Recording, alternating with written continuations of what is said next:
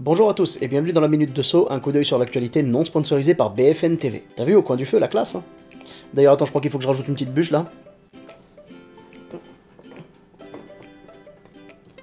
C'est bon, ça devrait aller. Alors, avant de commencer les infos, je donne quelques nouvelles de la tournée Procrastinator. Quel est le meilleur public de France? Pour le moment, c'est le public de l'Aisne, donc la ville de Laon, qui a remporté pour le moment, bien sûr, hein, sur les 3 premières dates, voilà, qui a remporté le concours avec une mesure au sonomètre de 118,8 décibels. Donc les prochaines dates, c'est le jeudi 24 janvier à 21 h au cinéma Le Palace à Gap. Ensuite, on a le vendredi 25 janvier à Privas, donc dans le 07 en Ardèche, à 20 h 30 au foyer privadois, je crois que c'est le foyer de jeunes travailleurs.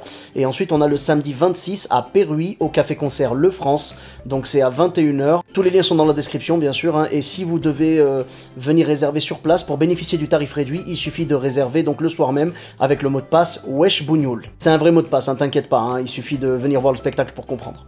On commence les infos. Un paquebot de la compagnie Royal Caribbean a dû écourter sa croisière d'une journée pour cause d'épidémie de gastro sur le bateau. T'imagines la fin alternative que ça aurait pu donner dans Titanic? James Cameron, si tu nous regardes. Dans le centre-ville de Toulouse, 2 passionnés d'exploration urbaine, qu'on appelle également urbex, ont trouvé une chambre figée dans les années 70. Et encore, hein, s'ils se décident un jour à explorer le cerveau de Zemmour, ils vont se rendre compte qu'il est figé dans le Moyen-Âge. À Toulouse, un homme a trouvé un colis de 10 kg de bijoux tombé d'un camion. Non, là c'est pas l'expression, c'est réellement tombé d'un camion, vraiment. Il l'a donc ensuite, en tant qu'honnête homme, ramené à la gendarmerie. En revanche, l'article n'indique pas si sa femme a décidé de le laisser vivre. Un article du HuffPost parlait d'un documentaire accablant sur les enfants placés, qu'il qualifie de sacrifiés de la République. C'est vrai qu'il y en a certains qui ont mal tourné, hein, quand tu vois rien que Jean-Vincent.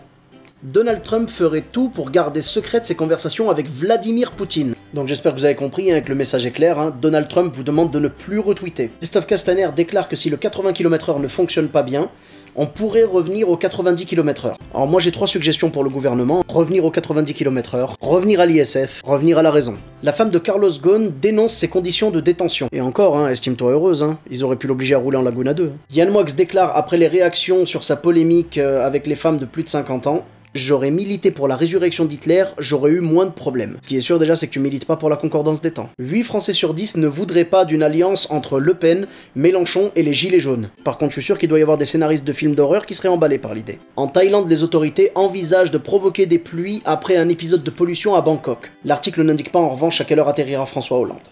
Une éclipse de lune sera visible le 21 janvier et ce sera la dernière avant 2022. 2022 qui, nous l'espérons, sera l'année où Jupiter fera son éclipse. Enfin pour finir, comme d'habitude, des champions de la route. Dans la Marne, un homme en état d'ébriété a confondu la route et le chemin de fer et a commencé à rouler sur les rails. Sa voiture s'est enlisée dans le ballast et la gendarmerie bien sûr avait fait arrêter les trains, tout ça, et c'est un tracteur qui est venu le sortir de là. Pas mal. Pas mal. Et le deuxième, donc, c'est un jeune conducteur de 19 ans dans l'Ain qui a été contrôlé à 218 km/h. En tant que jeune conducteur, il était limité à 110 et surtout, il avait une mineure avec lui dans la voiture. Abusé. Donc à vous de les départager dans les commentaires. Voilà les amis, merci beaucoup d'avoir regardé la vidéo, c'est tout pour cette semaine. Vous pouvez bien sûr liker la vidéo, la partager, la commenter. N'hésitez pas à en parler autour de vous, à vous abonner à ma chaîne YouTube et à ma page Facebook Sofiane Taï, E2TAI, voilà. On se retrouve prochainement sur scène, toutes les dates sont sur le www.meilleurpublicdefrance.fr. Je vous mets les liens de réservation pour les 3 prochaines dates, là, qui arrivent très vite. Voilà, on se retrouve très bientôt pour une nouvelle vidéo. Bis à tous, même à toi là-bas.